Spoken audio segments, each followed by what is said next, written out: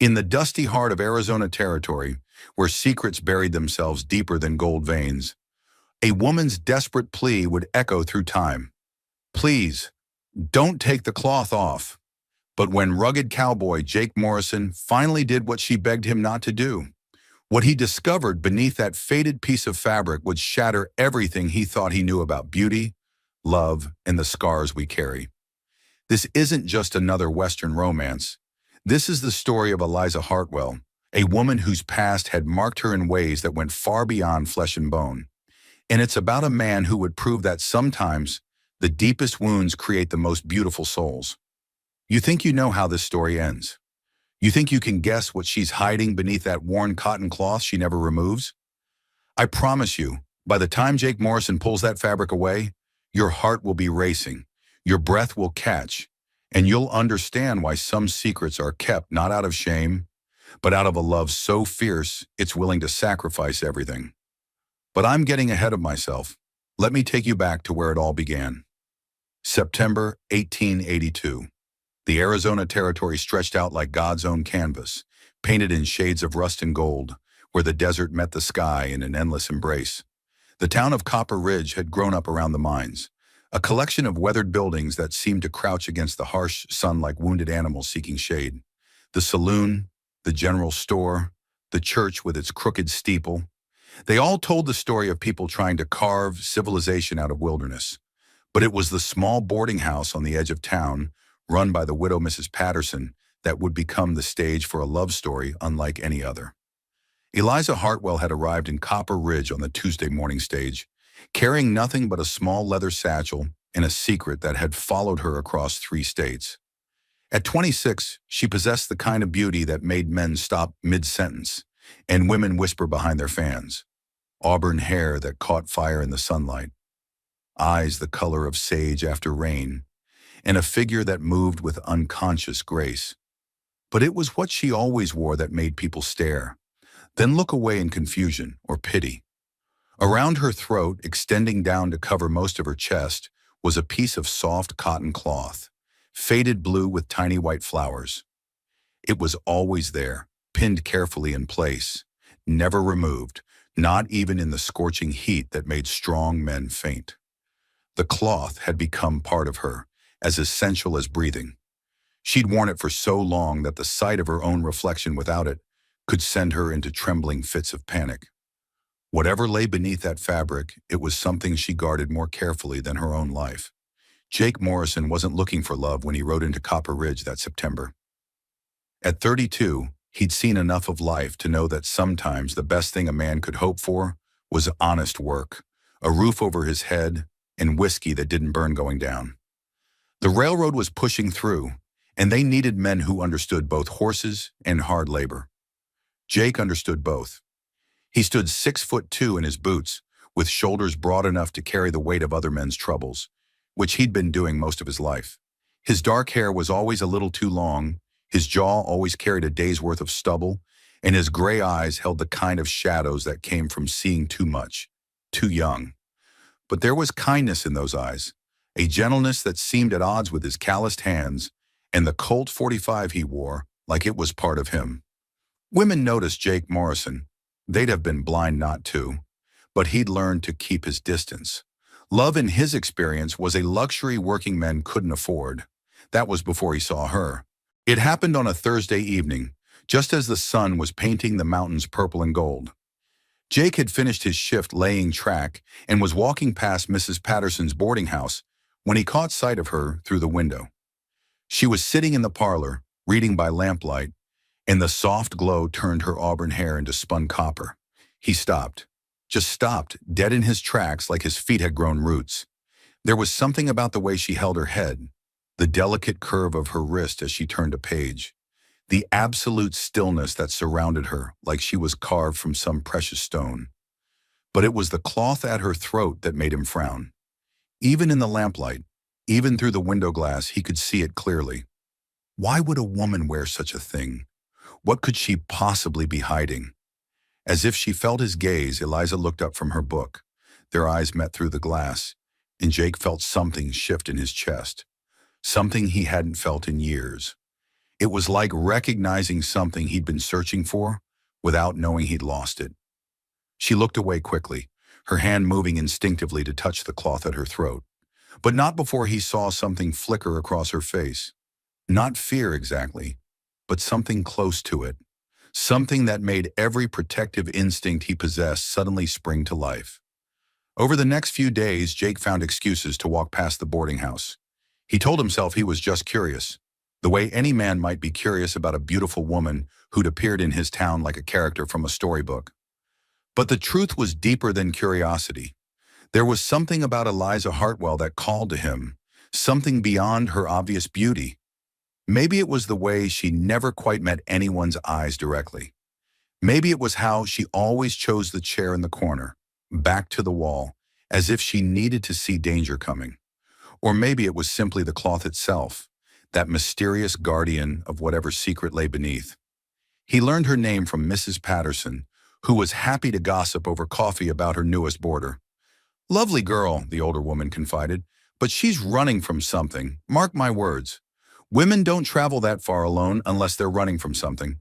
And that thing she wears around her neck never takes it off, not even to sleep, I'd wager."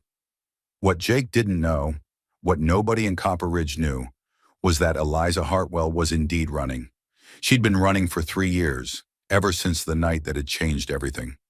Ever since the night that had given her a reason to hide from the world, to cover herself in shame and fear, to believe that love was something that happened to other women. Women who weren't marked, women who weren't broken. The cloth wasn't just a piece of fabric. It was her armor, her shield, her constant reminder of why she could never let anyone too close, especially not a man like Jake Morrison, whose gray eyes seemed to see straight through to her soul. Because Eliza knew, with the certainty of someone who'd learned life's hardest lessons, that if Jake ever saw what lay beneath the cloth, he'd turn away in disgust. They always did. The cloth protected not just her body, but her heart, and she intended to keep it that way. But fate, it seemed, had other plans.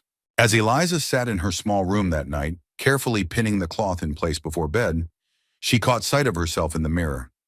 For just a moment, she let her fingers hover over the pins. What would it feel like to be free of it? To feel air against her skin? To let someone see her as she really was? Then reality crashed back, and she turned away from her reflection. Some dreams were too dangerous to entertain. Some secrets were too terrible to share. But outside her window, Jake Morrison stood in the shadow of the livery stable, looking up at the soft glow of her lamplight, and wondering what kind of pain could make a woman hide from the world. Neither of them knew that tomorrow would bring the first crack in the wall she'd built around her heart. Neither of them knew that a chance encounter in the general store would set in motion events that would change everything. And neither of them could possibly know that when Jake Morrison finally did remove that cloth, when he saw what she'd been hiding, it wouldn't be disgust that filled his eyes. It would be something far more dangerous, something that looked remarkably like love. The stage is set, the players are in position, and tomorrow when Eliza Hartwell's carefully constructed world begins to crumble, you'll discover why some secrets are worth keeping, and why some are worth sharing with the right person. But that's a story for the next chapter, because first Jake Morrison needs to find the courage to speak to the mysterious woman with the beautiful eyes and the terrible secret, and Eliza needs to decide whether running away is really living or just another way of dying. The morning sun cast long shadows across Main Street as Eliza made her way to Henderson's General Store, her boots clicking softly against the wooden boardwalk. The cloth at her throat felt heavier than usual, as if the desert heat was pressing it against her skin like a brand. She kept her eyes downcast, watching the hem of her navy blue dress sway with each step, acutely aware of the whispers that seemed to follow her wherever she went in this small town. "Morning, Miss Hartwell," old Mr. Henderson called out as she pushed through the door, the bell above jangling cheerfully. The store smelled of coffee beans, leather, and the peculiar mixture of dust and dreams that seemed to permeate every building in Copper Ridge. "What can I help you with today?" "Just some thread, please," Eliza replied softly, her fingers automatically moving to adjust the cloth at her throat. "Blue thread, if you have it." She needed to reinforce the pins that held her armor in place. The desert wind had been particularly fierce lately, and she lived in constant fear that a sudden gust might expose what she'd spent 3 years hiding. As Mr. Henderson shuffled toward the sewing supplies, muttering about inventory, Eliza allowed herself to relax slightly. The general store had become one of the few places in Copper Ridge where she felt almost normal. Here, surrounded by bolts of fabric and household goods, she could pretend she was just another woman shopping for everyday necessities. She could pretend the cloth at her throat was a fashion choice rather than a desperate necessity. She was examining a bolt of cotton when she heard the door open behind her. Heavy footsteps crossed the wooden floor, accompanied by the soft jingle of spurs. Eliza didn't turn around, but something in the quality of the silence that followed made her pulse quicken. It was the kind of silence that came when someone was watching you, really watching you, and trying to decide whether to speak. "Excuse me, ma'am." The voice was deep, roughened by wind and hard work, but there was a gentleness to it that made Eliza's breath catch in her throat. She knew that voice. She'd heard it drifting through her open window in the evenings, talking to the horses at the livery stable, humming old cowboy songs while he worked. Jake Morrison, the man who'd been watching her house for days, thinking she didn't notice.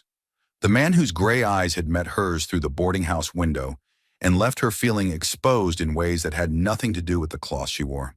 Slowly, reluctantly, she turned around.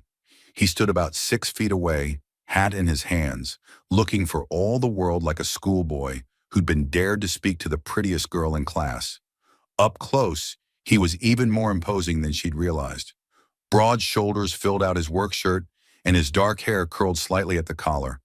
But it was his eyes that caught her attention. Gray as storm clouds, but warm with a kindness that made her want to trust him, even as every instinct screamed at her to run. "I'm Jake Morrison," he said, his voice quiet enough that old Henderson couldn't hear from across the store. "I've seen you around town, and I was wondering if you might like to join me for coffee sometime. Mrs. Patterson makes a fine apple pie, and I thought maybe—" He trailed off, color rising in his cheeks as if he realized how forward he must sound. Eliza felt her heart hammering against her ribs. This was exactly what she'd been afraid of. The moment when someone would try to get close, to break through the careful walls she'd built around herself. The moment when she'd have to choose between the terrible loneliness that had become her constant companion and the even more terrible risk of letting someone see her as she truly was. "I don't think that would be appropriate, Mr. Morrison," she managed to say, her voice barely above a whisper. Her hand moved instinctively to her throat, checking that the pins were secure. I don't socialize much." But Jake didn't look discouraged. If anything, the sadness in her voice seemed to strengthen his resolve. He took a small step closer, and Eliza caught the scent of leather and soap and something indefinably masculine that made her head spin. "It's just coffee," he said gently, "and maybe a slice of pie. I promise I'm not as dangerous as I look." There was something in his tone, a hint of humor mixed with genuine concern, that made Eliza look up at him directly for the first time. The mistake was immediate and devastating. His gray eyes held no judgment, no curiosity about the cloth she wore, just a warmth that seemed to reach straight through to her soul. For one terrifying, wonderful moment, she could almost imagine what it would be like to sit across from this man, to share coffee and conversation, and pretend she was just an ordinary woman capable of ordinary pleasures. She began, then stopped, shaking her head. "I can't. I'm sorry, but I just can't." She turned to flee, to escape before she did something foolish like say yes, but in her haste she bumped into a display of canned goods. Tins went flying, clattering to the floor in a symphony of chaos that made her face burn with embarrassment. She dropped to her knees, frantically trying to gather the scattered cans, her hands shaking with mortification. "Hey, it's okay," Jake said, immediately kneeling beside her to help. "These things happen. Don't worry about it." His hands were large and gentle as he gathered the cans, careful not to touch her, but close enough that she could feel the warmth radiating from his body. Eliza kept her head down, focusing on the task at hand, trying not to notice the way his presence seemed to calm something wild and frightened inside her chest. "You don't have to be afraid of me," he said quietly, his voice meant for her ears alone. "I know I'm just a railroad worker, Probably not the kind of man a lady like you is used to, but I'm not looking to cause you any trouble. I just thought, I thought you looked like maybe you could use a friend." The kindness in his words nearly undid her completely. When was the last time someone had offered her friendship without wanting something in return? When was the last time someone had looked at her and seen loneliness rather than the curiosity that cloth around her neck inspired? She risked a glance at his face and found him watching her with an expression so gentle it made her throat tight with unshed tears. "I'm not afraid of you," she whispered, and realized as she said it that it was true. She wasn't afraid of Jake Morrison. She was afraid of herself, afraid of the way her carefully constructed defenses seemed to crumble just from being near him. "It's just, it's complicated. Most worthwhile things are," Jake replied, reaching for the last can at the same time she did. Their fingers brushed, just the barest whisper of contact, but it sent electricity shooting up her arm like lightning. She jerked her hand back so quickly she nearly lost her balance, and Jake steadied her with a gentle touch to her elbow. "Sorry," he murmured, but he didn't sound sorry. He sounded like a man who'd just discovered something precious and was trying to figure out how to hold on to it without breaking it. They rose to their feet together, the last of the cans restored to their display. For a moment they stood there in the narrow aisle between the shelves, close enough that Eliza could see the flecks of gold in his gray eyes, close enough that she had to tilt her head back to meet his gaze. The rest of the world seemed to fade away. The smell of the store, the sound of Mr. Henderson shuffling around in the back room, the awareness of the cloth that covered her secret. There was only this man looking at her like she was something beautiful and valuable, like she was worth his time and attention, despite all evidence to the contrary. "Eliza," he said, and her name sounded different in his voice, richer somehow, like he was tasting it on his tongue and finding it sweet. "That's your name, isn't it? Eliza?" She nodded, not trusting herself to speak. No one had said her name like that in 3 years, like it mattered, like she mattered. "Would you at least think about it?" he asked, and she could hear the hope in his voice, carefully controlled, but unmistakably there. "The coffee, I mean. You don't have to decide now, but would you think about it?" Every rational part of her mind screamed that she should say no, should put an end to this before it could go any further. She'd learned the hard way that men who seemed kind and understanding could turn cruel when faced with the reality of what she was hiding. She'd learned that hope was a luxury she couldn't afford, that it was better to be lonely than to risk the devastating humiliation of rejection. But standing there in the warm glow of his attention, feeling seen and valued for the first time in years, those lessons seemed to come from another lifetime.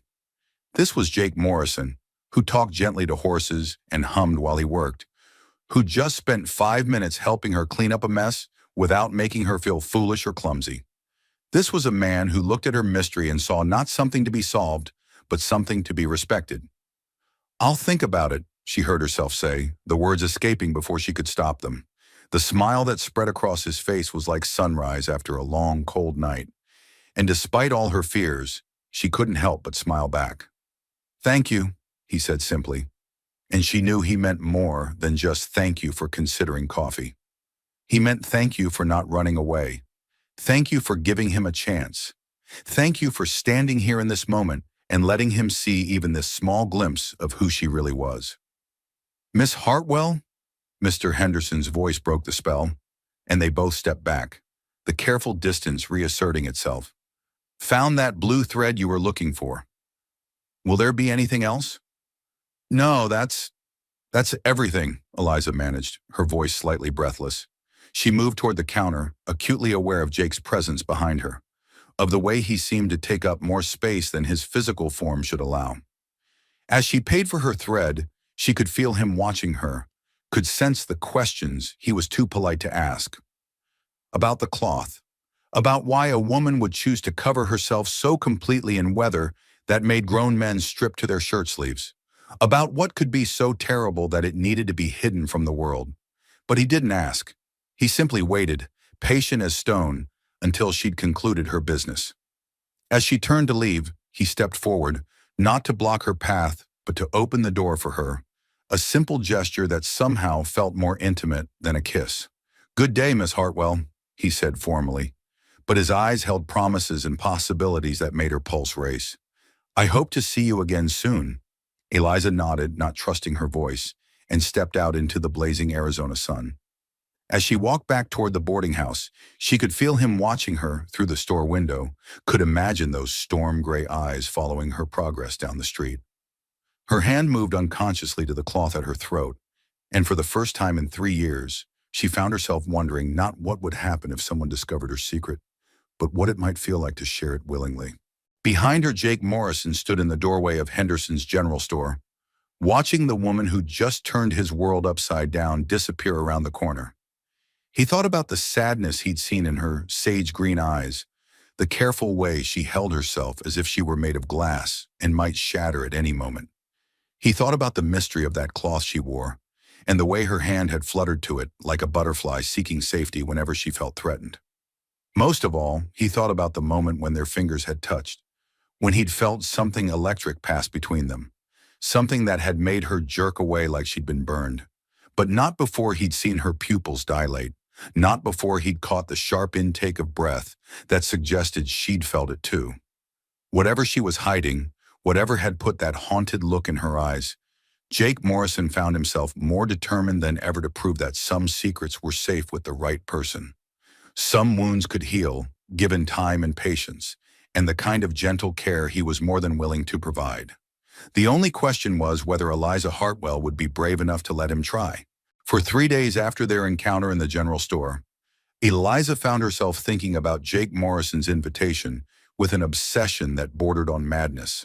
She would catch herself staring out her bedroom window toward the railroad camps, watching for glimpses of his tall figure among the workers.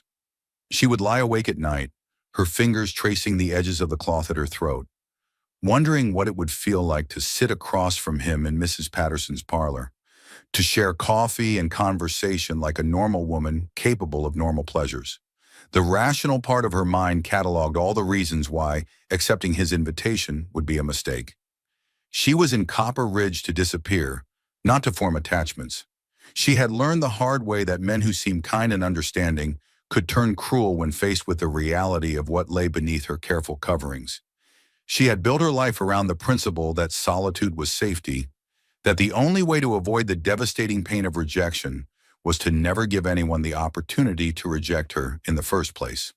But there was another voice in her head, quieter but more insistent, that whispered dangerous possibilities. What if Jake Morrison was different? What if the gentleness she saw in his storm-gray eyes was genuine? What if, for once in her life, she could experience the simple pleasure of human connection without the constant fear of discovery? On the third evening, as she sat in the boarding house parlor, pretending to read while actually watching the sunset paint the mountains purple and gold, Mrs. Patterson settled into the chair beside her with a knowing smile. "That Morrison fellow has been asking about you," the older woman said without preamble, her knitting needles clicking rhythmically as she worked. "Wanted to know if you were settling in well, if you needed anything, seemed mighty concerned about your welfare." Eliza's hands tightened on her book, but she kept her voice carefully neutral. "That's very kind of him, but I'm managing perfectly well on my own." "I'm sure you are, dear," Mrs. Patterson replied, but her tone suggested she saw right through the pretense. "Though I can't help noticing you seem a bit lonely. Might do you good to make a friend or two while you're here. Mr. Morrison strikes me as the reliable sort, the kind of man a woman can count on to behave like a gentleman." The words hung in the air between them, heavy with implication. Mrs. Patterson had been running a boarding house for 15 years. She'd seen all kinds of people, and she had an uncanny ability to read the stories written in their faces. Eliza wondered what story her own face told, whether the older woman could see past the carefully constructed facade to the desperate longing underneath. "I appreciate your concern," Eliza said finally, "but I'm not looking to complicate my life with social obligations." Mrs. Patterson's knitting needles paused mid-stitch. "Child, what's complicated about sharing a cup of coffee with a decent man? You're young and pretty, and life's too short to spend it hiding away like you're afraid of your own shadow." She resumed her knitting, adding more gently, "Sometimes the things we're most afraid of are the very things we need most." That night, Eliza stood before her mirror in the small bedroom, her reflection wavering in the lamplight like a ghost unsure of its own existence. The cloth at her throat seemed to glow in the golden light, a constant reminder of why she couldn't afford to listen to Mrs. Patterson's well-meaning advice. She raised her hand toward the pins that held her secret in place, then stopped, her fingers trembling with a mixture of longing and terror. What lay beneath that fabric had defined her for 3 years. It had shaped every decision, influenced every relationship, dictated the very way she moved through the world. But for the first time since that terrible night, she found herself wondering if perhaps she had given it too much power. Perhaps she had allowed her shame to become a prison of her own making. The next morning dawned crisp and clear, with the kind of brilliant blue sky that made the desert look like God's own cathedral. Eliza dressed with unusual care, choosing her best dress, a deep emerald green that brought out the color of her eyes, and spending extra time arranging her hair. The cloth at her throat was freshly cleaned and carefully pinned, but for the first time in years, she didn't spend long minutes checking and rechecking its security. She found Jake at the railroad camp just as the morning shift was ending, standing beside the massive steam engine that had become as familiar a sight in Copper Ridge as the church steeple. He was talking to another worker, gesturing with oil-stained hands as he explained some mechanical detail, but when he caught sight of her approaching, his face lit up with a smile that made her heart skip dangerously in her chest.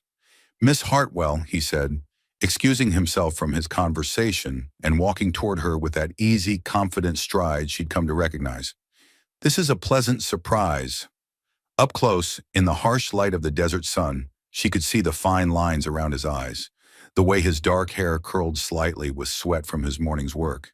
He smelled of honest labor and desert air, and there was something so fundamentally solid about his presence that she felt some of the anxiety that had been gnawing at her all morning begin to ease.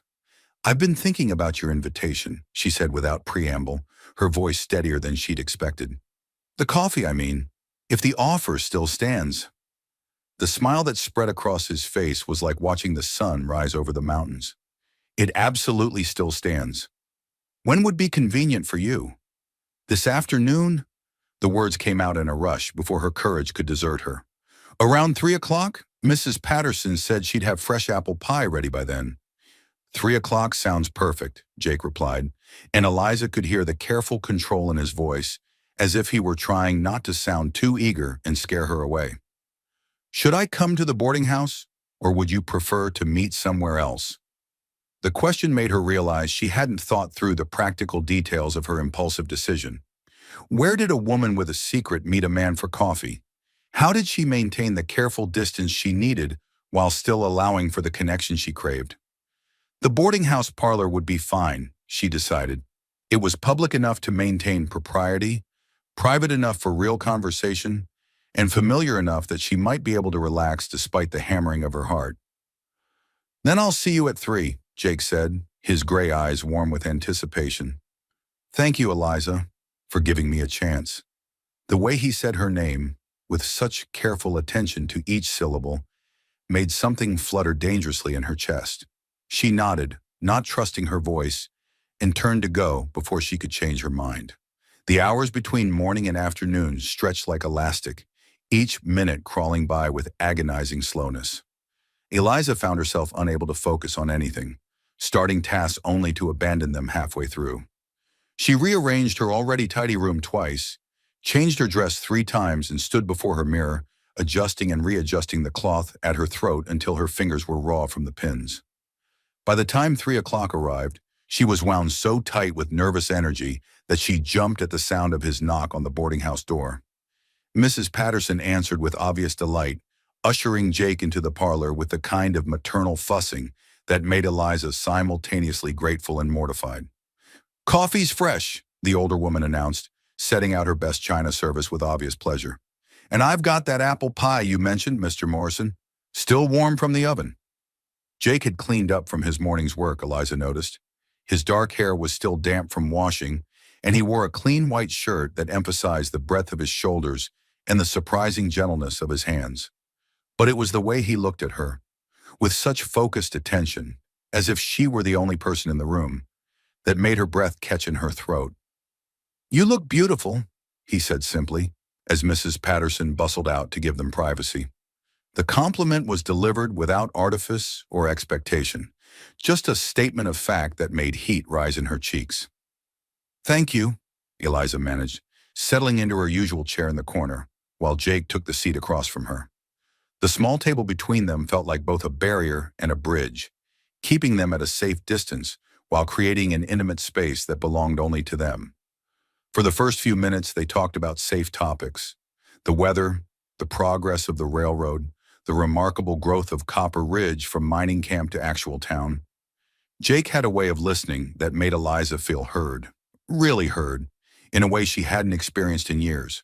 He asked thoughtful questions and seemed genuinely interested in her answers, even when she carefully deflected any inquiries about her past. "What brought you to Arizona territory?" he asked, cutting a generous slice of Mrs. Patterson's apple pie and sliding it across to her. It's not exactly the kind of place most ladies choose for a vacation. The question she'd been dreading since the moment she'd accepted his invitation. Eliza took a careful sip of coffee, using the time to craft her response. She'd rehearsed various versions of her story, each one containing just enough truth to be believable, while omitting the details that would send any decent man running. "I needed a fresh start," she said finally, which was true enough. Sometimes a person reaches a point where the only way forward is to leave everything behind and begin again somewhere completely different.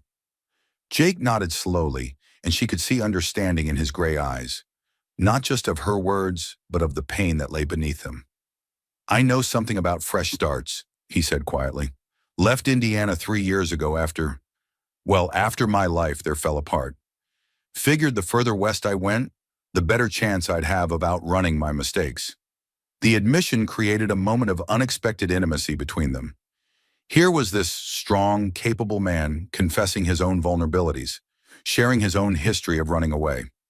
Eliza felt something shift inside her chest, a loosening of the tight bands of fear that had constricted her breathing for so long.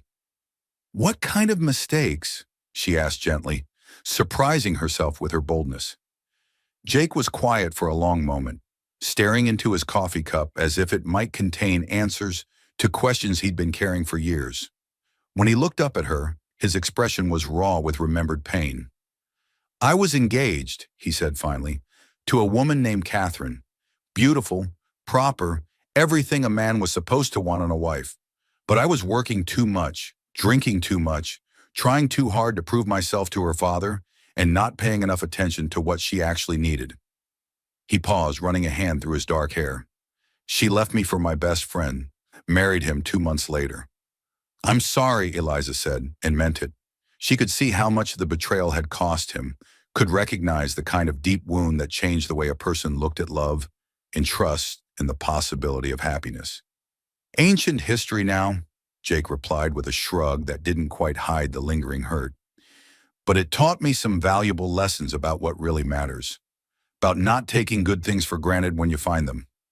The words hung in the air between them, heavy with implication. Eliza felt her cheeks warm under his steady gaze, felt the dangerous flutter of hope in her chest. Was he talking about her? Was she a good thing he didn't want to take for granted? "What about you?" he asked gently. "What are you running from?" The question she'd been dreading arrived with such quiet inevitability that she almost felt relieved. Here it was, the moment of truth, the point where she would have to choose between the safety of lies and the terrifying vulnerability of honesty. She looked at Jake's face, at the patient kindness in his storm gray eyes, and felt the walls she'd built around her heart developing hairline cracks. "I was hurt," she said simply, her voice barely above a whisper, "by someone I trusted, and I've been hiding ever since." The truth of it, even stripped of details, felt dangerous and liberating at the same time. She watched Jake's face carefully, looking for signs of judgment or curiosity, or the kind of predatory interest that some men showed when they sensed weakness in a woman. Instead, she saw only compassion. His hand moved across the table toward hers, stopping just short of actual contact. "I'm sorry," he said, and she could hear the genuine anger in his voice. Not at her, but at whoever had hurt her badly enough to send her running across 3 states. "I'm sorry someone made you feel like you needed to hide." The kindness in his voice nearly undid her completely. When was the last time someone had been angry on her behalf? When was the last time someone had looked at her pain and seen injustice rather than shame? It's complicated, she managed, the words inadequate to describe the tangle of fear and shame and desperate longing that had ruled her life for 3 years. Most worthwhile things are, Jake replied, echoing his words from their encounter in the general store. His hand was still stretched across the table toward hers, palm up, an invitation rather than a demand. But that doesn't mean they're not worth the effort.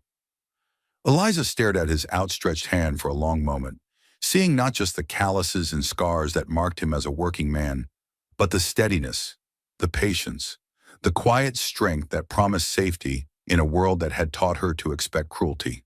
Slowly, carefully, as if she were handling something precious and fragile, she reached across the table and placed her hand in his. The contact was electric, sending warmth shooting up her arm and settling in her chest like a banked fire. His fingers closed around hers with gentle pressure, calloused skin surprisingly soft against her palm. For a moment they sat like that, hands joined across the small table, while the afternoon light slanted through the parlor windows, and somewhere in the kitchen Mrs. Patterson hummed contentedly as she worked. "Thank you," Jake said quietly, his thumb brushing across her knuckles in a caress so light she might have imagined it, "for trusting me this much, for giving me a chance." Eliza felt tears prick at the corners of her eyes, overwhelmed by the simple human contact she'd denied herself for so long. His hand was warm and solid and real, anchoring her to a moment that felt stolen from someone else's life. A normal woman's life. A woman who could hold hands with a man without constant fear of discovery, who could accept kindness without waiting for the inevitable moment when it would be withdrawn. "I don't know if I can be what you're looking for," she whispered, her free hand moving instinctively to the cloth at her throat. I'm not like other women. I can't offer you the things that most men want." Jake's grip on her hand tightened slightly, not possessive but protective, as if he could somehow hold her together through the force of his own conviction. "What I want," he said, his voice low and intense, "is to know the woman behind those beautiful eyes. The woman who's brave enough to start over in a place where she knows no one, who's strong enough to survive whatever it was that hurt her so badly. That's what I want, Eliza. Just you. However you come." The words hit her like a physical blow, beautiful and terrible and completely unexpected. How was she supposed to respond to such naked honesty? How was she supposed to maintain her carefully constructed defenses when he looked at her like she was something precious, something worth fighting for? "You don't know what you're saying," she managed. But even as she spoke the words, she could hear the hope creeping into her voice, dangerous and insidious and impossible to suppress. "Maybe not," Jake admitted, his gray eyes never leaving her face. "But I'd like the chance to find out, if you'll let me." Before Eliza could respond, before she could find words adequate to the moment, Mrs. Patterson's voice drifted in from the kitchen, breaking the spell that had woven itself around them. "More coffee, you two? Or perhaps some of my molasses cookies?" They sprang apart as if they'd been caught doing something scandalous, hands retreating to their respective sides of the table, the moment of intimate connection dissolving into awkward self-consciousness. But the echo of it lingered in the air between them, a promise and a possibility that couldn't be taken back. "We should probably," Eliza began, but Jake was already nodding, understanding the unspoken need to retreat before they went too far too fast. "Of course," he said, rising to his feet with the fluid grace that characterized all his movements. "Thank you for the coffee. And the conversation. I hope we can do this again soon." "I'd like that," Eliza replied, and was surprised to discover she meant it. Despite her fears, despite the voice in her head that cataloged all the ways this could go wrong, she genuinely wanted to see him again. Jake smiled, that warm, genuine expression that seemed to light up his entire face. "Tomorrow evening. There's a place by the creek where the cottonwoods grow. It's peaceful there. Good for talking, if you'd be interested." A walk by the creek, away from the safety of the boarding house, away from Mrs. Patterson's protective presence. It was exactly the kind of risk Eliza had spent 3 years avoiding, and exactly the kind of opportunity she'd been secretly yearning for. "Yes," she heard herself say, the word escaping before her rational mind could intervene. Yes, I'd be interested. As Jake left, tipping his hat with old-fashioned courtesy, Eliza remained seated in the parlor, her hands still tingling where he'd touched her. She could feel Mrs. Patterson watching her with knowing eyes, could sense the older woman's approval and encouragement. But more than that, she could feel something awakening inside herself, something that had been dormant for so long she'd almost forgotten it existed. Hope. Dangerous, terrifying, wonderful hope that maybe, just maybe, Jake Morrison was the kind of man who could look at her secrets and see not shame, but strength. The kind of man who could touch her scars, all of them, visible and invisible, and find her beautiful anyway. The thought should have terrified her. Instead, for the first time in 3 years, it made her feel almost alive. But as she climbed the stairs to her room that evening, her hand moved unconsciously to the cloth at her throat, and she couldn't help wondering what would happen when Jake Morrison finally asked the question she could see forming in his storm-gray eyes. "What are you hiding from me?" The cottonwoods by Willow Creek whispered secrets to the evening breeze as Eliza made her way along the well-worn path, her heart hammering against her ribs with each step. Jake was waiting beside the largest cottonwood, his tall frame leaning against the silvered bark. When he saw her approaching, his face lit up with that smile that never failed to make her pulse quicken. "You came," he said, relief evident in his voice.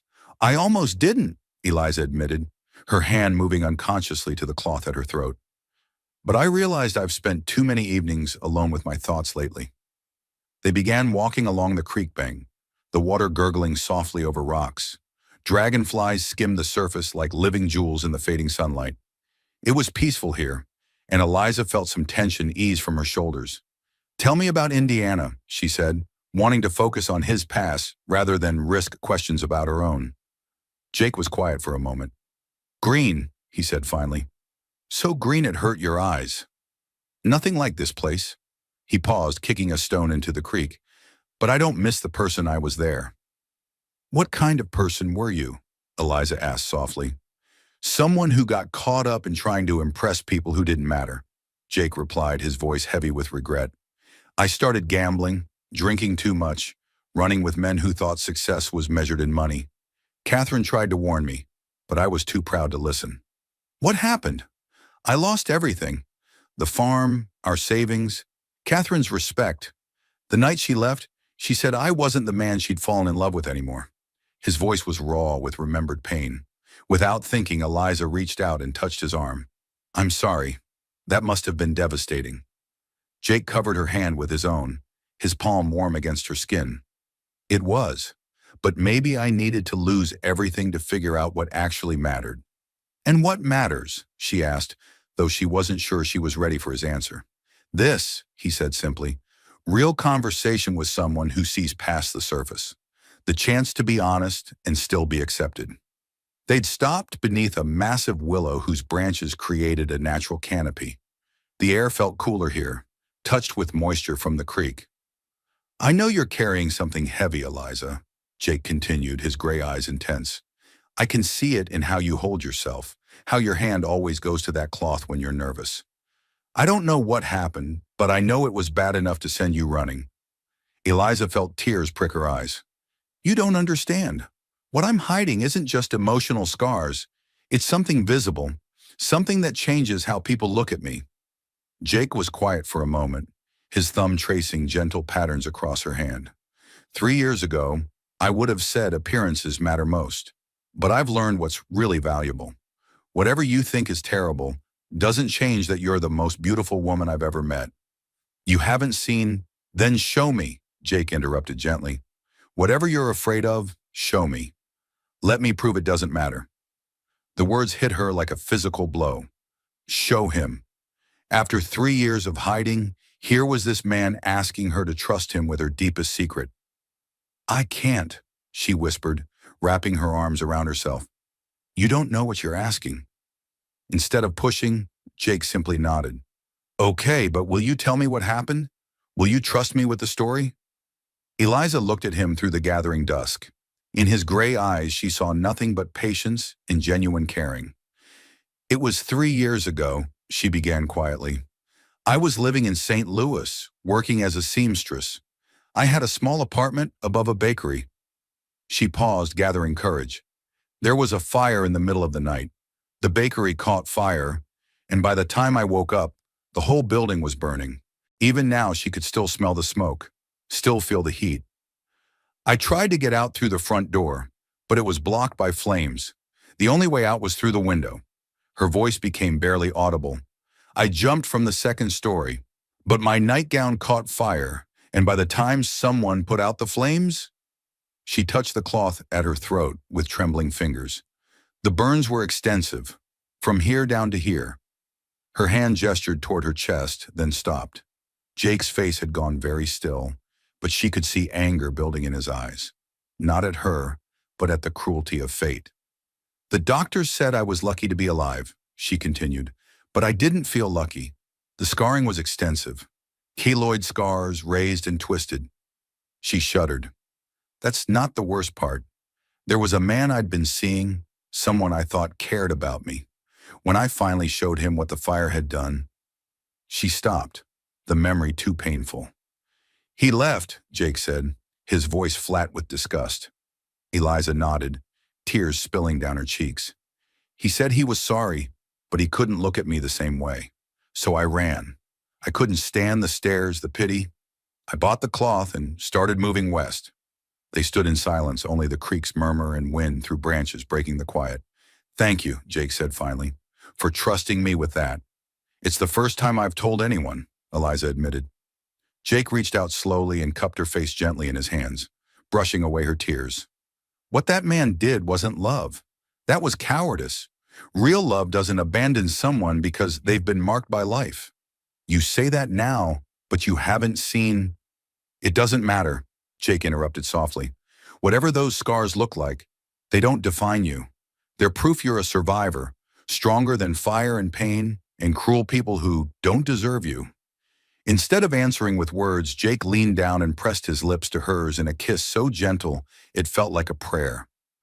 Eliza melted into it, her hands fisting in his shirt as 3 years of loneliness began to crack open. When they broke apart, Jake rested his forehead against hers. That's how I know, he said quietly. When I look at you, I see strength and beauty and courage. I see a woman I'm falling in love with. The words hit her like lightning. Jake, she breathed, but as she tilted her head back, she felt something shift. The kiss had loosened a pin, and the cloth slipped slightly, exposing just a hint of scarred skin. Panic shot through her. Her hands flew to her throat, frantically adjusting the cloth. Oh God, you saw. Eliza, it's okay, Jake said calmly. Look at me. Look at my face. She forced herself to meet his eyes. There was no disgust, no revulsion, only concern for her distress and something that looked like wonder. What I saw, he said carefully, was skin that's been through trauma and healed. That's all. Just skin that tells a story of survival. But it's hideous, she whispered. It's part of you, Jake said firmly. And you are not hideous. You are beautiful, scars and all. As the last sunlight faded and stars appeared, Eliza felt something shift inside her chest. For the first time in 3 years, she didn't immediately fix the cloth. She let herself be seen, even partially, by this man who'd proven worthy of her trust. What happens now? She asked. Jake smiled. Now I walk you home, and tomorrow, if you'll let me, I'd like to see you again. Maybe when you're ready, you can show me more of who you really are. As they walked back toward town, Eliza found herself thinking about possibilities she'd thought were closed forever. Maybe love wasn't just for unmarked women. Maybe there were men who could see past scars. But even as hope bloomed in her chest, part of her wondered what would happen when Jake saw all of her scars. Would his acceptance hold when faced with the full extent of what the fire had done? Only time would tell. But tonight it was enough to walk beside him and nurture the tiny flame of hope his words had kindled. The 3 days following their evening by the creek passed like a fever dream for Eliza. She found herself caught between two warring emotions: the intoxicating hope that Jake's acceptance might be real, and the bone-deep terror that she was setting herself up for the kind of devastating heartbreak that had sent her fleeing across the country 3 years ago. Every morning she woke with his words echoing in her mind. You are beautiful, scars and all. Every night she lay awake touching the cloth at her throat, remembering the wonder in his eyes when he'd glimpsed that small patch of damaged skin. But in the harsh light of day, doubt crept in like desert sand, finding every crack in her defenses. What if he changed his mind? What if seeing more of her scars proved too much for his good intentions? What if she was just fooling herself again, the way she had with Thomas in St. Louis? Jake had been patient, giving her space to process what had happened between them. But she could see him watching her when she walked through town, could feel the weight of his gaze like a physical thing. There was something different in his eyes now, not just tenderness, but a kind of hungry intensity that both thrilled and terrified her. It was the look of a man who'd been given a tantalizing glimpse of something he wanted and was trying to figure out how to see more.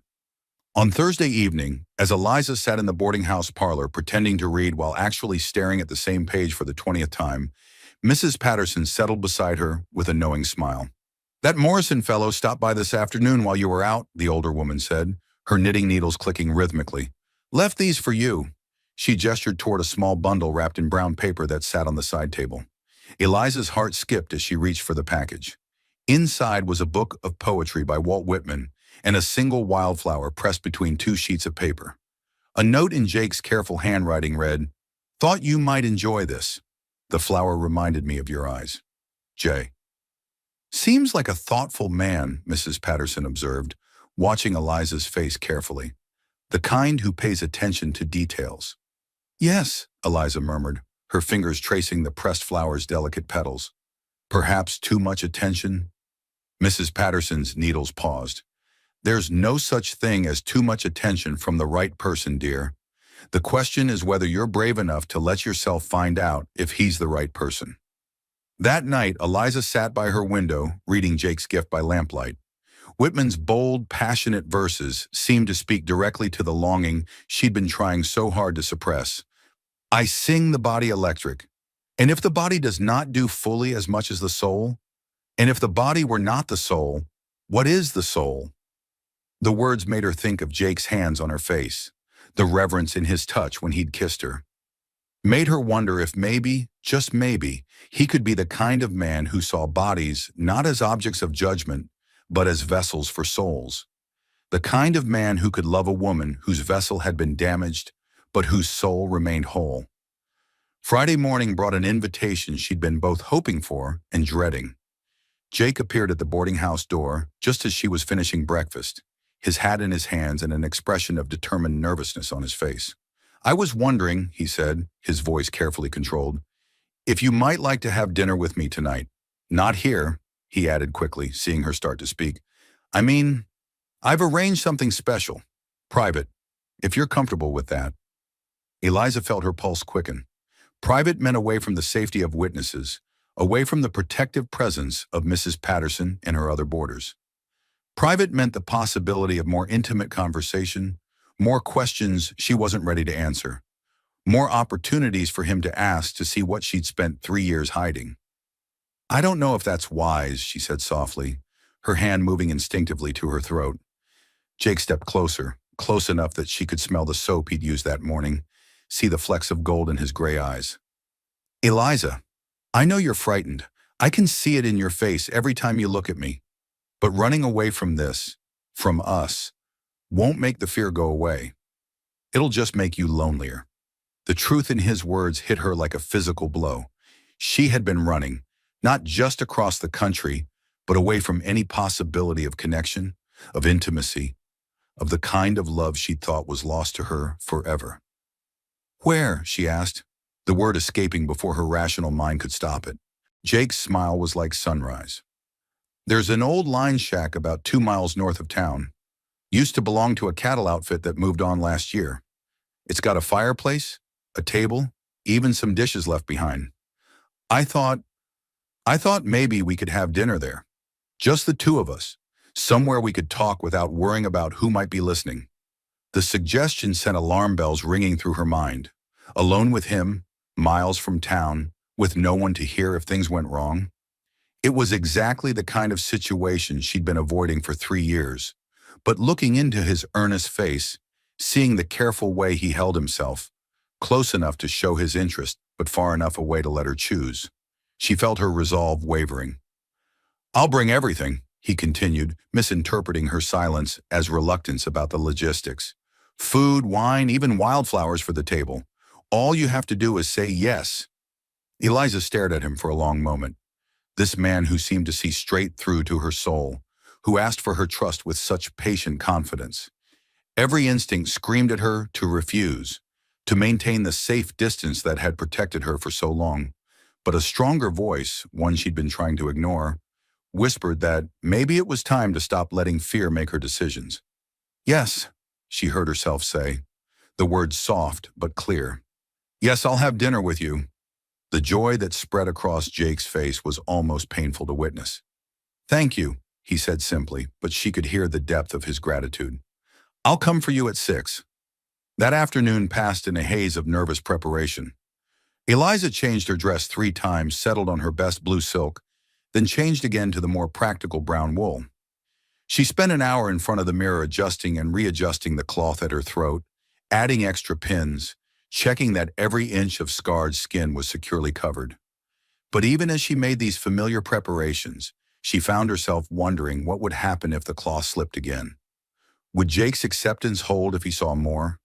Would he still look at her with that mixture of tenderness and desire that made her feel beautiful for the first time in years? Jake arrived promptly at 6, driving a small wagon loaded with what looked like enough supplies for a week.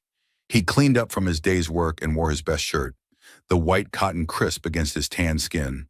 When he helped her up onto the wagon seat, his hands were gentle but sure, and the brief contact sent warmth shooting up her arms. The ride to the line shack passed in comfortable conversation about safe topics. The weather, the progress of the railroad, the remarkable growth of Copper Ridge.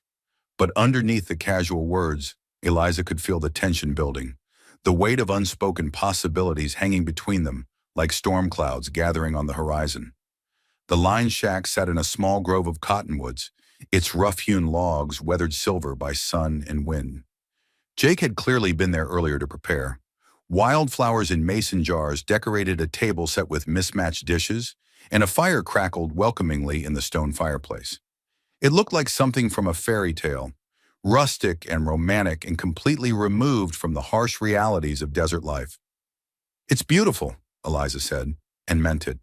But even as she admired his thoughtful preparations, part of her mind was cataloging escape routes, noting how far they were from town, how isolated this place was if things went wrong. Jake seemed to sense her nervousness. "We can go back anytime you want," he said quietly. "Just say the word." But as they sat down to dinner, venison stew and fresh bread with apple pie for dessert, Eliza found herself relaxing despite her fears. Jake was an excellent companion, funny and thoughtful, and genuinely interested in her opinions. He told stories of his railroad work that made her laugh, asked questions about her life that showed real curiosity without pushing for details she wasn't ready to share. It was only when they'd finished eating and moved to sit by the fire that the atmosphere began to shift, becoming charged with the kind of electric tension that made the air itself seem to hum. "Thank you for this," Eliza said, gesturing to encompass the entire evening. "It's been lovely. More lovely than I expected." "More lovely than you expected," Jake repeated, moving his chair closer to hers. "What did you expect?" The question caught her off guard. "I don't know. Questions, maybe. Pressure to reveal things I'm not ready to reveal." Jake was quiet for a moment, studying her face in the firelight. When he spoke, his voice was careful. "Is that what you think I want? To pressure you?" "Isn't it?" Eliza asked, her hand moving unconsciously to her throat. "Isn't that what men always want? To see, to touch, to possess?" "Some men, maybe," Jake replied, his gray eyes serious. "But not me. Not like that." He leaned forward, resting his elbows on his knees. "What I want is to know you, Eliza.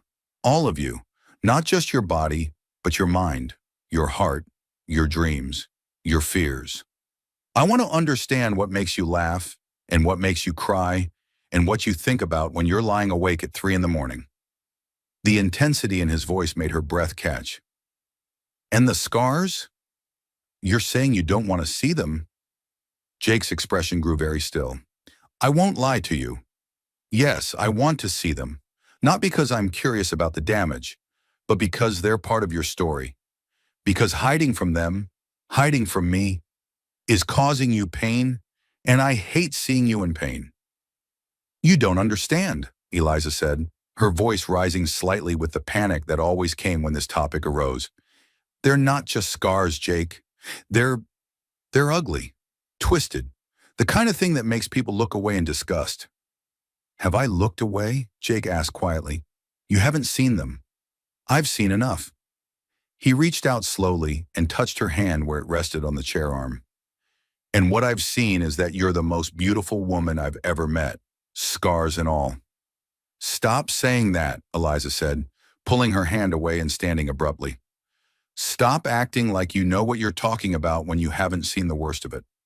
Jake stood too, moving toward her with that careful, deliberate grace that characterized all his actions. Then show me. The words hung in the air between them like a challenge. Eliza felt her heart hammering against her ribs, felt the familiar panic rising in her throat like bile. No, she said, backing away from him. No, I can't. You don't know what you're asking. I'm asking you to trust me, Jake said, continuing his slow advance. I'm asking you to believe that what I feel for you is stronger than whatever you think is so terrible about your appearance. And what if you're wrong? Eliza demanded, her voice breaking. What if you see me and realize you can't stomach it? What if you do what Thomas did and walk away because you can't stand to look at me? Jake stopped moving, his expression growing fierce. I am not Thomas, he said, his voice low and intense. I am not some coward who runs at the first sign that life isn't perfect. I am a man who has seen real ugliness in this world, cruelty, greed, hatred, and I know the difference between surface imperfections and true beauty. You say that now, Eliza whispered, tears starting to slip down her cheeks. But you haven't seen... Then let me see, Jake interrupted, taking another step toward her. Stop telling me what I can't handle and let me prove what I can. They stood facing each other across the small room, the fire crackling between them, both breathing hard with the intensity of the moment. Eliza could see the determination in Jake's face, the way his hands clenched and unclenched at his sides as if he were fighting the urge to reach for her. Please, she said, her voice barely audible, please don't ask this of me. I can't bear it if you look at me the way he did. Something in her tone must have reached him because Jake's expression softened. He held up his hands in a gesture of surrender, taking a small step back. Okay, he said quietly. Okay, I won't push. But Eliza...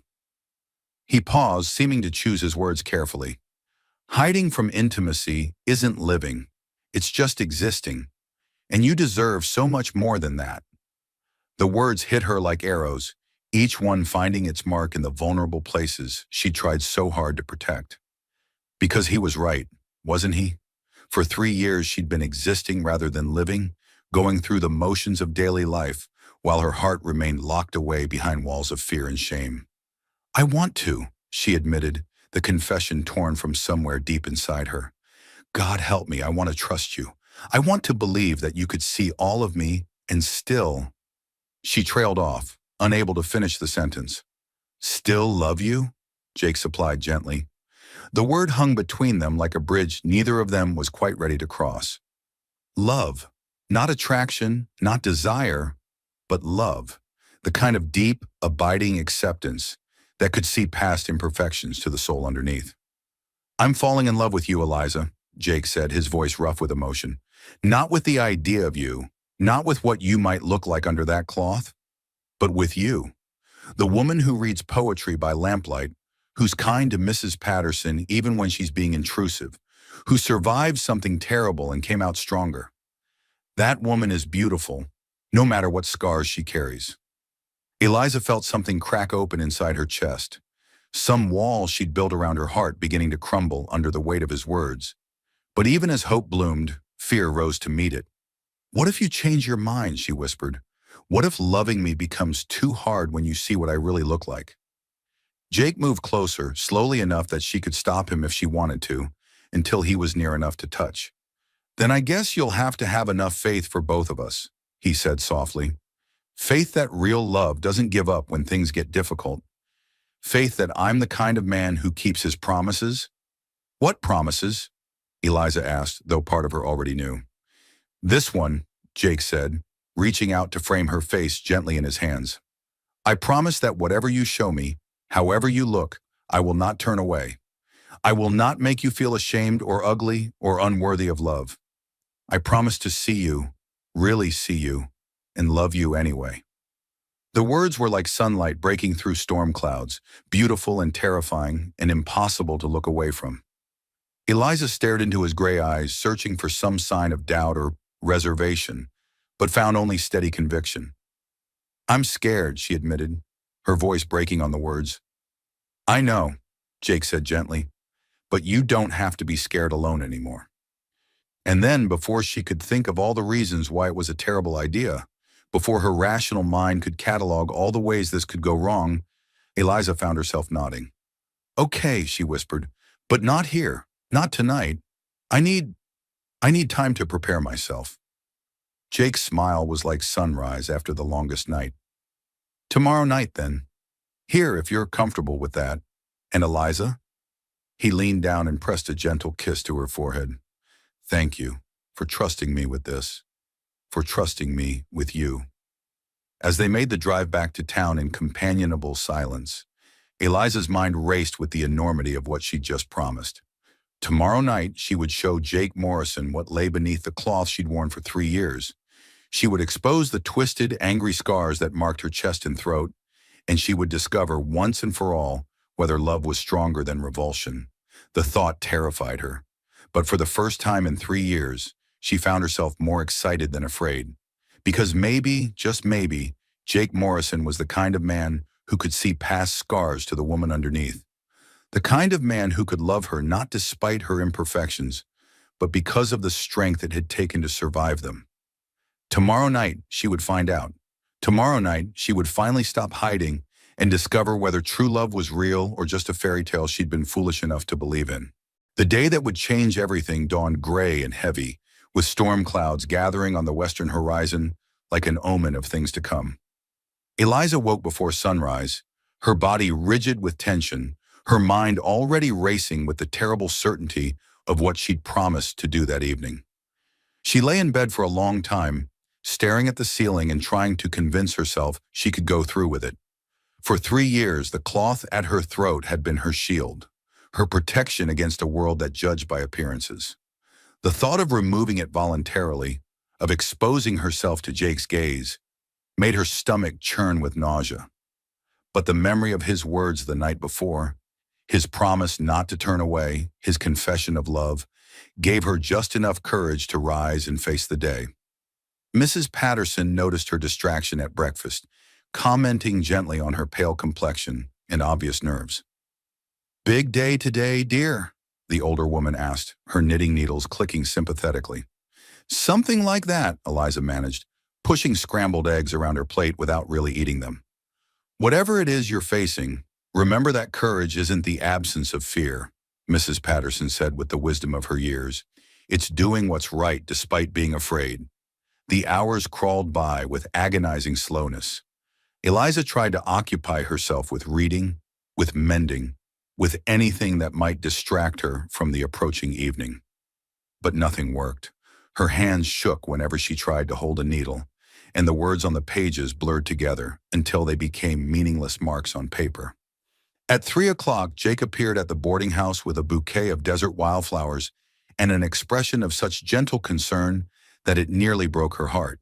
He could see her fear, could read the panic in her face as clearly as if she'd written it there in ink. We don't have to do this tonight, he said immediately, settling beside her on the porch swing. If you're not ready, we can wait. There's no rush. Eliza looked at him, this patient, understanding man who was willing to postpone his own desires for her comfort, and felt something strengthen inside her chest. No, she said quietly. I need to do this. I need to stop being afraid of my own skin. Jake nodded slowly, reaching out to cover her trembling hand with his steady one. Then I'll be there. Whatever happens, however you look, I'll be there. As the sun began its descent toward the mountains, painting the sky in shades of amber and rose, They made the familiar journey to the line shack. But this time the silence between them was different, charged with anticipation and terror in equal measure. Eliza's hand kept moving to her throat, checking and rechecking that the pins were secure, even as she knew she would soon remove them herself. The line shack looked exactly as it had the night before, romantic and welcoming, with wildflowers on the table and a fire crackling in the hearth. But to Eliza it felt like a stage set for either the most beautiful or most devastating moment of her life. Jake had brought wine, she noticed, and her favorite apple pie from Mrs. Patterson's kitchen, but she couldn't imagine eating anything with her stomach tied in knots. "How do you want to do this?" Jake asked gently, settling into the chair across from her as they had the previous evening. His voice was carefully neutral, giving her control over the situation. "I don't know," Eliza admitted, her hands clenched so tightly in her lap that her knuckles were white. "I've never... I mean, no one has seen me without the cloth since the doctor who treated my burns. Not even my mirror shows me everything at once." The confession revealed just how complete her self-imposed isolation had been. For 3 years, she'd avoided even looking at her own scars, changing clothes in darkness, bathing by feel alone. She'd made herself a stranger to her own body. Jake leaned forward, his gray eyes intense with emotion. "Eliza, look at me." When she raised her eyes to his, he continued, "Whatever you're about to show me, remember that I already know you. I know your kindness, your strength, your courage. I know the way you laugh at my terrible jokes and how you bite your lip when you're thinking hard about something. Those things aren't changing, no matter what's under that cloth." His words wrapped around her like a warm blanket, but they couldn't quite dispel the cold terror that had settled in her bones. With shaking hands, she reached up and began to remove the pins that held her secret in place. Each small piece of metal felt impossibly heavy as she set it aside on the table between them. "Maybe you should close your eyes," she whispered, her voice barely audible. "Until I'm ready." Jake shook his head. "I want to watch. I want to see you choosing to trust me. That's beautiful, too." The cloth felt strange in her hands as she loosened it, lighter than air, but heavier than mountains. For 3 years it had been part of her, and now she was voluntarily setting it aside. Her fingers trembled as she unwound it from around her throat, revealing first the relatively minor scarring at her collarbone. Jake's expression didn't change. His eyes remained fixed on her face, not dropping to examine what she was revealing. It was as if he understood that her courage was more important than his curiosity. "Keep going," he said softly. "You're doing beautifully." Eliza unwound another layer, then another, until finally the cloth fell away completely and she sat before him with her scars fully exposed for the first time in 3 years. The silence that followed was deafening. She couldn't bring herself to look at Jake's face, couldn't bear to see the moment when attraction turned to revulsion. The scarring was extensive, covering most of her chest and throat in twisted ridges of keloid tissue that caught the firelight like mountain ranges on her skin. Some areas were smooth and shiny, others puckered and raised, all of them a testament to the fire that had nearly claimed her life. In some places the scars were white, in others angry red, creating a patchwork of damaged skin that she'd been certain no one could ever find beautiful. The silence stretched on, seconds feeling like hours. Eliza's breathing became shallow and rapid as panic set in. Why wasn't he saying anything? Why wasn't he moving? Had the sight of her scars shocked him into stillness? "Please say something," she whispered, still not daring to look at his face. "Anything." When Jake finally spoke, his voice was thick with emotion. "My God, Eliza, what you must have endured." The words weren't what she'd expected. There was no disgust in his tone, no revulsion, but there was something else. Something that made her finally brave enough to look at his face. What she saw there made her breath catch in her throat. Jake's gray eyes were bright with unshed tears, and his expression was one of profound sadness, mixed with something that looked almost like awe. He was staring at her scars, yes, but not with the horrified fascination she'd expected. Instead, he looked like a man contemplating a great work of art, something beautiful and tragic and meaningful all at once. "You survived this," he said quietly, his voice full of wonder. "You survived something that should have killed you, And you're still here, still fighting, still capable of love and trust and hope. He paused, seeming to search for the right words. Do you have any idea how extraordinary that makes you? Eliza felt tears start to slip down her cheeks, but they weren't tears of shame. For the first time in 3 years, they were tears of relief. You're not disgusted? She managed to ask. Disgusted? Jake stood slowly and moved around the table toward her, his movements careful and deliberate. Eliza, these scars are proof of your strength. They're evidence that you fought death and won. How could I be disgusted by something so powerful? He knelt beside her chair, bringing himself to her eye level, and reached out to touch her face gently. You're beautiful, he said, his voice fierce with conviction. Not despite these scars, but with them. They're part of your story, part of what makes you who you are. But they're so ugly, Eliza protested. Years of self-hatred not easily overcome by one man's acceptance, no matter how sincere. No, Jake said firmly. They're not ugly. They're honest. They tell the truth about what you've been through and how strong you had to become to survive it. His thumb brushed away her tears with infinite gentleness. And the man who couldn't see that, who walked away from you because of these marks, he was a fool who never deserved you in the first place. Slowly, giving her plenty of time to pull away if she wanted to, Jake leaned forward and pressed a soft kiss to one of the scars on her collarbone. The touch was reverent, almost worshipful, as if he were kissing something sacred. Thank you, he whispered against her skin. Thank you for trusting me with this, for letting me see all of you. Eliza felt something break open inside her chest, not breaking in the sense of shattering, but like ice breaking up in spring, like something frozen finally beginning to thaw. For 3 years, she'd carried the weight of believing herself unlovable, damaged beyond repair. But here was this man, looking at her scars and seeing not ugliness, but beauty, not weakness, but strength. I love you, she heard herself say, the words escaping before she could stop them. I know it's too soon. I know we haven't known each other long, but I love you, Jake Morrison. Jake's smile was like sunrise after the longest night. I love you too, he said simply. All of you. Every beautiful, brave, scarred inch of you. He kissed her then, not the gentle, careful kiss of their first meeting, but something deeper and more passionate. His hands tangled in her hair, and she could taste the salt of her own tears on his lips. For the first time in 3 years, she felt beautiful. For the first time since the fire, she felt whole. When they finally broke apart, both breathing hard, Jake rested his forehead against hers. What happens now, he asked, echoing her own question from their evening by the creek. Now, Eliza said, surprise evident in her own voice. I stop hiding. I stop letting fear make my decisions for me. I start living again. Jake's hands moved to frame her face, his thumbs tracing the line of her jaw with such tenderness it made her heart ache. And us? What happens with us? Eliza looked into his storm-gray eyes, these windows to a soul that had seen her at her most vulnerable and found her worthy of love, and felt the last of her walls crumble away. Us, she said softly, we figure out together.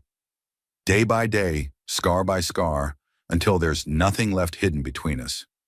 But even as she spoke the words, even as Jake's acceptance washed over her like healing rain, a small part of her mind whispered warnings.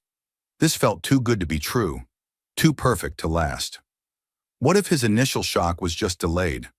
What if, in the harsh light of morning, he changed his mind about what he could handle? As if reading her thoughts, Jake spoke again, his voice low and intense. I need you to understand something, Eliza. What just happened between us? This isn't going to change. Tomorrow morning, I'm going to wake up loving you just as much as I do right now. Next week, next month, next year, my feelings aren't going to disappear just because you've shown me your scars. How can you be so sure, she asked, voicing the fear that still lurked in her heart. Because, Jake said, his hands moving to trace the edges of her scars with reverent fingers, I've seen the worst thing you think there is to see about yourself, and it only makes me love you more. These marks tell the story of a woman who refused to give up, who found the strength to rebuild her life after losing everything. How could I not love a woman like that? As they sat together in the flickering firelight, Eliza finally understood what Mrs. Patterson had meant about courage. It wasn't the absence of fear. She was still afraid, would probably always carry some fear about how others perceived her. But courage was choosing love despite that fear, choosing to trust despite the risk of betrayal, choosing to hope despite the possibility of disappointment. And for the first time in 3 years, Eliza Hartwell was ready to be courageous. But as Jake helped her carefully wind the cloth back around her throat before their journey home, not because she was ashamed, but because the desert night was cold against newly exposed skin, she couldn't quite shake the feeling that they were being watched. Standing in the doorway of the line shack, looking out into the darkness beyond the circle of firelight, she thought she saw a shadow move among the cottonwoods. "What is it?" Jake asked, noticing her stillness. "Nothing," Eliza said, but her hand moved instinctively to check that her cloth was secure. "Just thought I saw something." Jake's expression grew alert, his body tensing with the kind of wariness that came from years of frontier living. "What kind of something?" Before Eliza could answer, a voice called out from the darkness beyond the trees, rough and familiar in a way that made her blood turn to ice in her veins. "Well, well, look what we have here." Thomas Brennan stepped into the circle of light, his face twisted with the same cruel smile she remembered from their last encounter 3 years ago. Behind him came two other men, both armed, both wearing the kind of expressions that promised trouble. "Hello, Eliza," Thomas said, his voice mocking. "Did you really think you could hide from me forever?" The blood in Eliza's veins turned to ice as Thomas Brennan stepped into the firelight, his cruel smile exactly as she remembered it from 3 years ago. Time seemed to slow as all the progress she'd made, all the healing Jake had begun in her heart, threatened to crumble under the weight of her past. "Thomas," she whispered, instinctively pulling her shawl tighter around her shoulders, even though the cloth was already securely in place. "What are you doing here?" "Looking for you, my dear," Thomas replied, his voice dripping with false affection. "Did you really think you could disappear, and I wouldn't eventually track you down?" His eyes moved to Jake, taking in the protective way the cowboy had positioned himself between Eliza and the intruders. "And I see you found yourself a new protector. How touching." Jake's hand moved slowly toward his gun, but Thomas's men were already armed, their weapons trained on him with practiced ease. "I'd think twice about that, friend," Thomas said conversationally.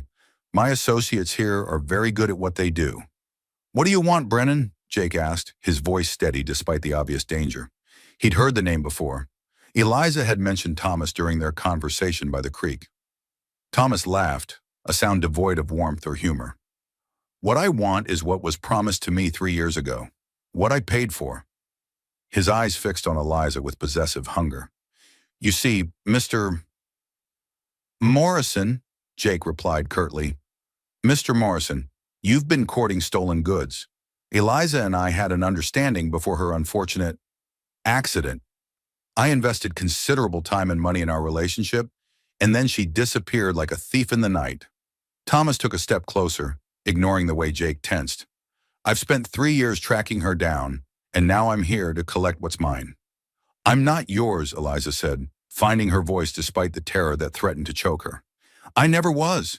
You made that very clear when you saw my scars." Thomas's expression darkened. "You were damaged goods, it's true, but I'm a forgiving man, and I've had time to adjust my expectations. You'll find I'm much more understanding now." The lie was so transparent, so obviously rehearsed, that Jake felt fury rise in his chest like a living thing. This was the man who had abandoned Eliza when she needed him most, who had looked at her scars and walked away, leaving her to believe she was unlovable. And now he had the audacity to claim ownership of her? "The lady doesn't belong to you," Jake said, his voice dangerously quiet. "She doesn't belong to anyone but herself." "Ah, but that's where you're wrong," Thomas replied, reaching into his coat pocket. He pulled out a worn piece of paper, holding it up for them to see. A promissory note signed by Eliza herself. She borrowed $500 from me to pay for her medical treatment after the fire. The terms were very specific. She would repay me either in cash or in other services. Eliza's face went white as she stared at the document. She had been desperate after the fire, facing mounting medical bills with no way to pay them. Thomas had seemed like a savior then, offering help with no questions asked. She'd been too naive to read the fine print carefully, too grateful for his assistance to question his motives. "That note is 3 years old," she said, her voice shaking, "and I've been making payments." "Partial payments," Thomas interrupted. "You still owe me nearly $400 plus interest. At current rates, I'd say you owe me close to 800 now." He smiled coldly. "Of course, I'm willing to forgive the debt entirely if you come with me willingly." Jake stepped forward, every muscle in his body coiled for action, despite the guns trained on him. "She's not going anywhere with you." "That's really not your decision to make," Thomas said, his tone becoming more threatening. "This is a legal matter, Mr. Morrison. Eliza owes me money, and one way or another, she's going to pay." "I'll pay," Jake said suddenly, surprising everyone, including Eliza. "Whatever she owes you, I'll pay it. Right now." Thomas raised an eyebrow. $800? That's a lot of money for a railroad worker." "I have it," Jake replied, though Eliza could hear the strain in his voice. $800 was more than most men made in 2 years. It would wipe out his savings, everything he'd worked for since coming to Arizona. "Jake, no," Eliza said, turning to face him. "I can't let you do that. It's too much." "It's worth it," Jake said simply, his gray eyes fierce with determination. "You're worth it." The words hit Thomas like a physical blow. Here was this common laborer, this nobody, willing to bankrupt himself for a woman Thomas had discarded like damaged merchandise. The insult was intolerable. "How noble," Thomas sneered, "but I'm afraid money isn't all I'm after now. You see, Mr. Morrison, you've inconveniently interfered with my property. That makes this personal." "She's not property," Jake said, his hand inching toward his gun again. "And if you try to take her, you'll have to go through me." "That can be arranged," Thomas replied, nodding to his men. "But first, I think it's time everyone saw what you've been so eager to protect." His eyes glittered with malicious intent as he looked at Eliza. "Take off the cloth, my dear. Show your new friend what I saw 3 years ago. Let him see why I couldn't stand to touch you." "No," Eliza whispered, her hands flying to her throat. "Take it off," Thomas commanded, his voice harsh with authority, "or my men will do it for you." "Don't you touch her," Jake snarled. But one of Thomas's men pressed a gun barrel against his temple, freezing him in place. "The choice is yours, Eliza," Thomas said with false gentleness. "Remove the cloth yourself, or have it removed for you." For a moment, Eliza stood paralyzed by terror and shame, the old fears crashing over her like a tide. This was her nightmare come to life, being forced to expose herself, to relive the humiliation of 3 years ago. But then she looked at Jake's face, saw the fury and love blazing in his gray eyes, and something inside her shifted. "You know what, Thomas?" she said, her voice growing stronger with each word. "You're right. It is time everyone saw." Her hands moved to the pins at her throat, but not with the trembling fear of a victim, with the steady determination of a woman who had finally learned her own worth. "Eliza, you don't have to," Jake began, but she shook her head. "Yes, I do," she said, beginning to unwrap the cloth. "I've spent 3 years hiding from this man, letting his cruelty define how I see myself. But I'm not that frightened, broken woman anymore." The cloth fell away, revealing her scars to the flickering firelight. Thomas's men shifted uncomfortably, clearly not prepared for the extent of the scarring, but Thomas himself just smiled with satisfaction. "There," he said triumphantly. "Now you can see what I had to deal with, Mr. Morrison. Hideous, isn't it? No man should have to look at something so beautiful," Jake finished, his voice cutting through Thomas's cruel words like a blade. "So beautiful it takes my breath away." Thomas's smile faltered. "What?" "You heard me," Jake said, his eyes never leaving Eliza's face. "She's beautiful. These scars are proof of her strength, evidence that she survived something that would have killed a weaker person. They're not marks of shame. They're badges of honor." He addressed Eliza directly now, his voice soft but clear enough for everyone to hear. "I love you, Eliza Hartwell. I love your courage, your kindness, your incredible strength. And I love these scars because they're part of your story, part of what makes you the most remarkable woman I've ever known." The words hit Thomas like physical blows. This wasn't going according to his plan at all. He'd expected Jake to recoil in disgust, to abandon Eliza the way he himself had 3 years ago. Instead, the man was looking at her like she was some kind of goddess. "You're lying," Thomas snarled. "No man could find that attractive. You're just saying what she wants to hear." "No," Jake said firmly, taking a step toward Eliza despite the gun still trained on him. "I'm saying what I feel. What any decent man would feel for a woman this extraordinary." He reached out and gently touched one of her scars, his fingers reverent against her skin. "These marks don't make her less beautiful, Thomas. They make her more beautiful, because they show what she's capable of surviving." Thomas's face contorted with rage and disbelief. "You're both insane. She's damaged goods, worthless. She's priceless," Jake interrupted, his voice ringing with conviction. "And the fact that you can't see that just proves you never deserved her in the first place." Something in Jake's absolute certainty, in the way he looked at Eliza like she was the most precious thing in the world, finally broke through 3 years of self-doubt and shame. Eliza felt the last of her emotional walls crumble, replaced by a strength she'd forgotten she possessed. "He's right," she said, turning to face Thomas with her chin held high.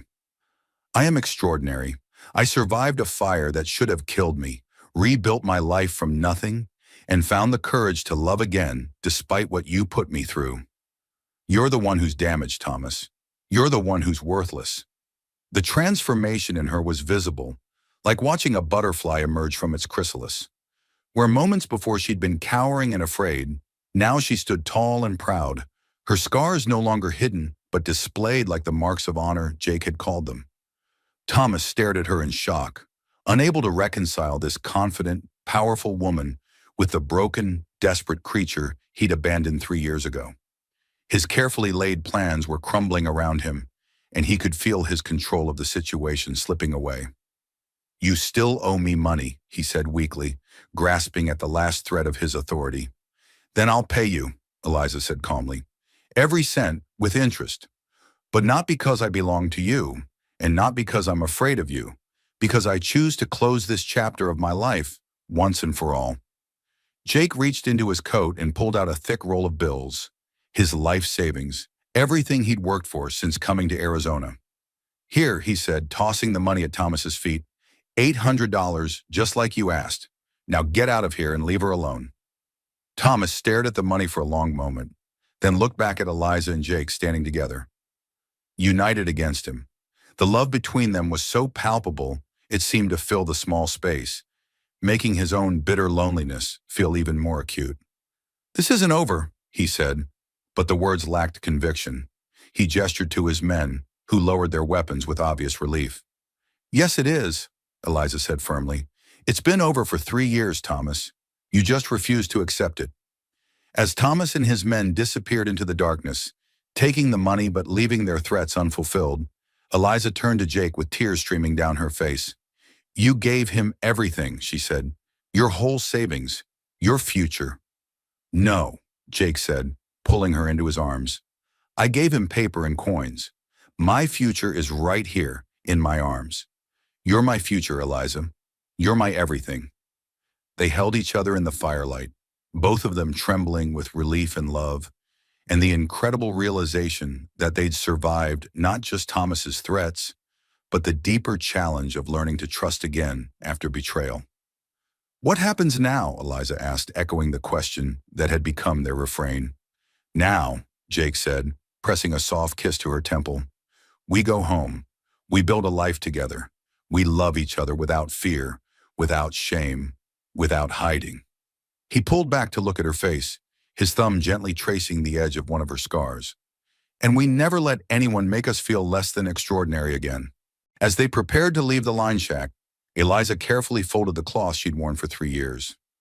Not to hide behind anymore, but to keep as a reminder of how far she'd come, of the strength she'd found in learning to be vulnerable with the right person.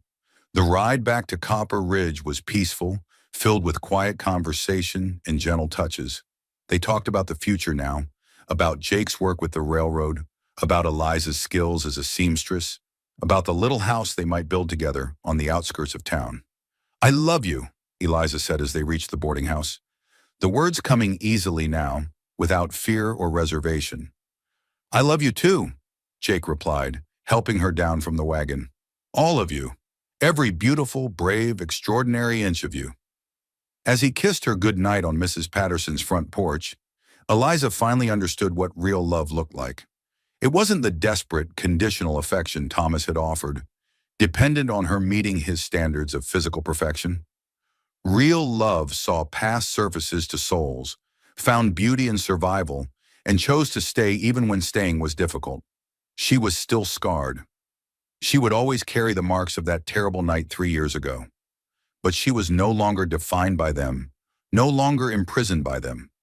She was Eliza Hartwell, survivor of fire and cruelty and her own despair, beloved of Jake Morrison, and finally completely, beautifully free. The cloth remained folded in her dresser drawer that night, and for the first time in 3 years, she slept without its protection. Because she'd finally learned that real protection didn't come from hiding behind fabric and fear, it came from finding someone brave enough to love you exactly as you are, scars and all. And so ends the remarkable story of Eliza Hartwell and Jake Morrison, two wounded souls who found healing in each other's love. In the harsh landscape of the Arizona Territory, where survival often meant building walls against the world, they discovered that sometimes the greatest courage lies not in hiding our scars, but in revealing them to someone worthy of our trust. 6 months later, the good people of Copper Ridge would witness something extraordinary, a wedding where the bride wore no cloth around her throat. Eliza walked down the aisle of the small desert church with her head held high, her scars visible to all, radiant with the confidence that comes from being truly, completely loved. Jake waited for her at the altar with tears of joy in his storm-gray eyes, proving once again that real love sees beauty where others see only imperfection. Mrs. Patterson, of course, took full credit for bringing them together, claiming she'd known from the moment Jake first asked about Eliza that they were meant for each other. Love has a way of finding what it's looking for, she would tell anyone who'd listen, especially when it's patient enough to look past the surface. They built their little house on the outskirts of town, just as they'd dreamed during that peaceful ride back from the line shack. Eliza's seamstress skills and Jake's work with the expanding railroad provided them with a comfortable living, but more importantly, they provided each other with something neither had dared hope for, a love that grew stronger with each passing day. The cloth that had once been Eliza's shield remained folded in their bedroom dresser, not forgotten, but transformed. No longer a symbol of shame, it became a reminder of how far she'd traveled, both literally and emotionally. Sometimes on quiet evenings, she would take it out and tell Jake new details about her journey west, about the fears she'd conquered and the strengths she discovered within herself. Their story became legend in Copper Ridge, the tale of the mysterious woman with the cloth and the cowboy who taught her that scars tell stories of survival, not shame. It gave hope to others who carried their own hidden wounds, who believed themselves unworthy of love because life had marked them in visible ways. But perhaps the most beautiful part of their story was this. When their first child was born 3 years later, a daughter with Jake's gray eyes and Eliza's auburn hair, she would grow up knowing that scars are not something to hide from, but badges of honor that prove we are stronger than whatever tried to break us. Love, after all, is not about perfection. It's about seeing someone's flaws, their wounds, their imperfections, and choosing to cherish them anyway. It's about understanding that the most beautiful people are those who have been tested by fire and emerged not unburned, but unbroken. Thank you for joining us on this journey through the American West, where love conquered fear and courage triumphed over shame. If this story touched your heart, please like this video, subscribe to Wild West Stories, and share your thoughts in the comments below. Your support helps us bring more tales of love, redemption, and second chances to life. Until next time, remember, every scar tells a story, and every story deserves to be heard with compassion. This is Wild West Stories, where the frontier never truly ends. It just finds new hearts to call home.